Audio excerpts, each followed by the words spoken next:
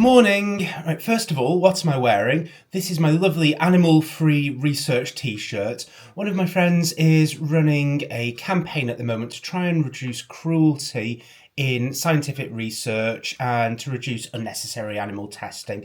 She's not against science, she's not against research, she's not anti-medical or anything like that. She's just trying to make the world a better place, I suppose, by reducing needless cruelty. And when you look at research, some of it is a bit needlessly cruel. I must say, as a doctor, I was quite surprised by some of the things that occur, which I'm not aware of. So we're supporting her. I'm going to be going down to the market later today. I get to stand and wave in a promotional photo. I think she's doing it with lots of other businesses and companies and the like all around town and really trying to raise awareness. So I'm all in favour of that and I hope that she does really well. So keep an eye out for me in photos on the internet. I don't know where they'll be yet, but I'm sure they'll be somewhere. And I'm looking forward to doing that. Now, yesterday, I don't know if you remember, but I was feeling a bit grumpy, and that was with one of the local hospital pre-assessment teams. At the moment, people are finding it quite difficult to see a doctor. I don't think anyone in the country hasn't realised that. Part of the problem is the system, the funding of the system, and some even argue that the government's trying very hard to make the NHS collapse and blame it on doctors so that they can go for a private system, reduce tax bills, and rich people will have really good healthcare from that. Ironically, if that happens, I'll probably be driving around in my Ferrari thanks to private medical care. But it's not the way that I want the system to be. I don't want a system where people, if they can't afford it, become more unwell and what have you, which is very much the way it appears to me to be going. So it's really important that everybody works together. And one of the biggest issues in the NHS is workload dumping. This is the idea that rather than doing an easy job now, you can make it into a big job and dump it on somebody else. And that's what happened in this case. It was a matter for the pre-assessment clinic. A patient was on 2 medications and I had a message asking which one they should stop for their operation. Now, the point of a pre-assessment clinic is to pre-assess someone. It's part of the pre-assessment period. It's their assessment pre-surgery. So the whole point of it is to work out whether the patient's fit for surgery and what exactly needs to be done to make them fit. With that in mind, the pre-assessment nurse, or the pre-assessment clinic anyway, are the experts at making a pre-assessment decision, and the pre-assessment decision is what medications the patient should be on in preparation for their surgery. So I got this letter yesterday morning asking which of the medications they should be stopping for their operation, which is a bit like the surgeon sending a letter to me and asking what model of hip replacement I should be using.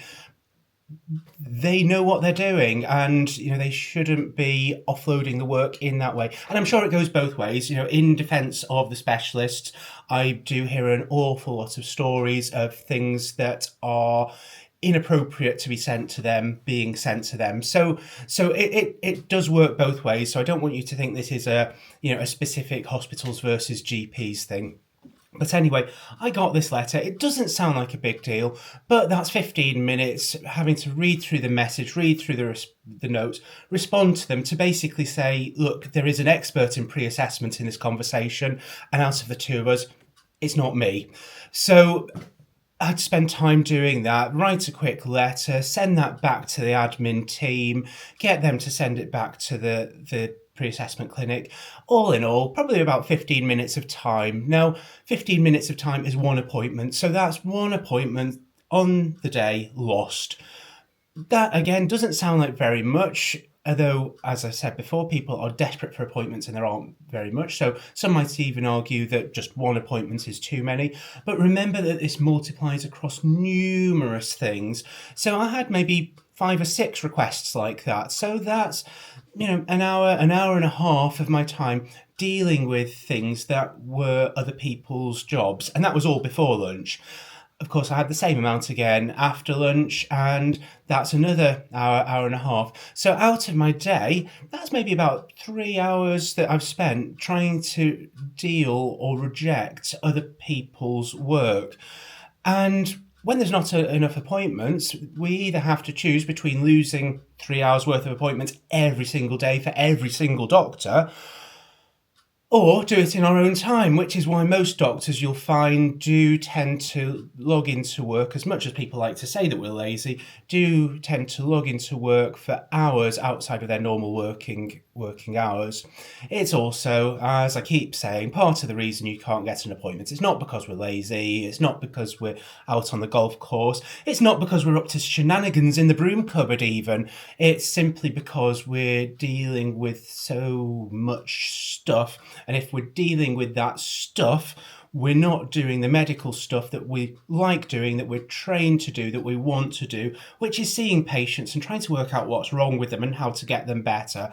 And I know when the system's tight, it sometimes feels like that isn't something that we're wanting to do, but I can promise you that at least the doctors who haven't burnt out completely, I can promise you that that is actually what we do want to do. Right, I think I'd probably better stop monologuing now, otherwise I'm going to have to build myself a big black fortress with laser guns on the roof and sharks in the basement, and actually that's quite a nice idea. Does anyone know a good, cheap person who's good at building evil fortresses?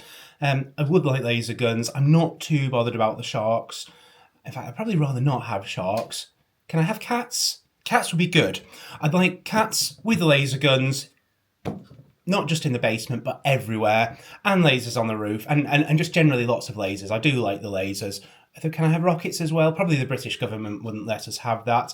Yeah, they're a bit against even air guns and stuff here for multiple reasons. So I think rockets are out. Laser guns it is. I better get building. Right, that's me down at the market. I've missed the photo opportunity, which is disappointing. Just as I was about to leave, I got a quick call from my mum, and she's obviously my top priority, so stopped and had a good old chat to her before she goes away for a trip to France to visit what I suppose are my step-siblings, although I've never really met them.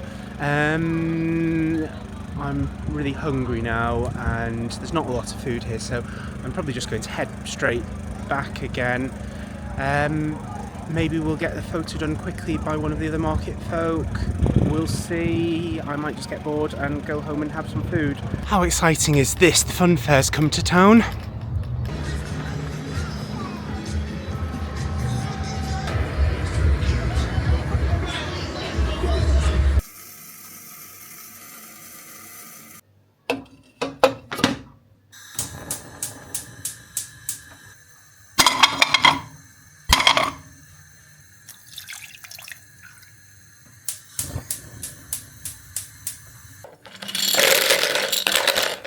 Well, I'm making a bit of dinner now. Tamsin's been hinting with increasing enthusiasm for the last hour or so that she's getting very hungry, and she's starting to look a little bit like she's about to fade away. So I'm making some pasta with bolognese. I made a batch of bolognese the other day and froze it in soap molds. Silicone soap molds are actually really good because each mold is about the right amount for one portion. So that was the unappetizing blocks that you saw being dropped into the pan just now. It means though that it's all ready to go. It just needs reheating, though I might add a bit of basil. A little while ago I bought some herbs and spices online, and I made the mistake of buying 500 grams of basil because I normally get 500 grams of the other spices. I didn't realise that 500 grams of basil is actually quite a lot. I've taken some out. You can see I've resealed the corner there, so it's a little bit less. It's been used for a while, and I have a lot of basil, so I'm going to put a huge handful of basil in the dinner, and I'm sure it'll be really nice. It'll make the whole house smell fantastic. I always think it's pretty good to buy things in bulk though. About 10 years ago I bought 500 envelopes thinking they'd last me a little while. I still have About 470 of them left, so those envelopes will probably last me the rest of my life. While I'm at it, I've got some oyster mushrooms that I've been growing. I made a new windowsill for the bathroom recently out of elm, and that produced lots and lots of wood shavings. So I've popped all of those wood shavings into plastic bags with some oyster mushroom spawn, and I now have six about 2 kilogram bags of oyster mushrooms, which are all ready to sprout at about the same time. So hopefully I'll get loads of mushrooms out of them and they will last me about a year or so. If not, then I'm going to have to do a bit more DIY and produce some more wood shavings. Right, let's see how the dinner's coming along. That's starting to look a bit more like bolognese now. Can I just add it's made with soya mince, so it's actually completely vegan, although I challenge anyone who wants to try some to tell the difference.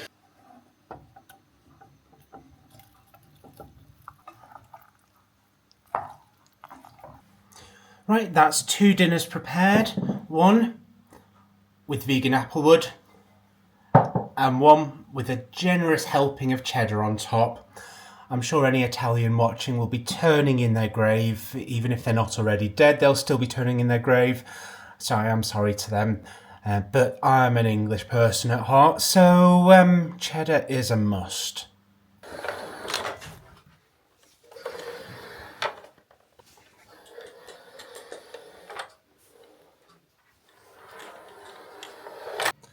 I'm guessing everyone in the world knows about this already, but if not, this is breakfast. Lovely homemade tinned pain au chocolat. They're really good. They take about 30 seconds to make and they are a lovely treat in the morning.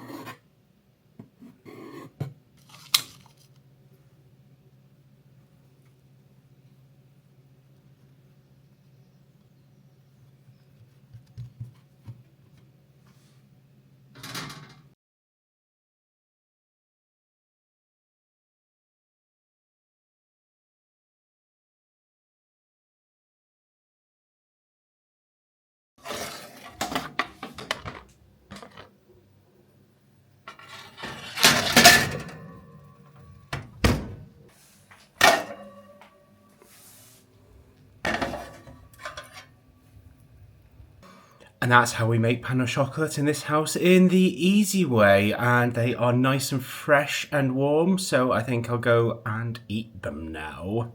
I don't know if you heard Tamsin in the background while I was trying to put them in the cooker, telling me to let her do it next time rather than me just blindly poking and prodding and trying to stick it in one-handed.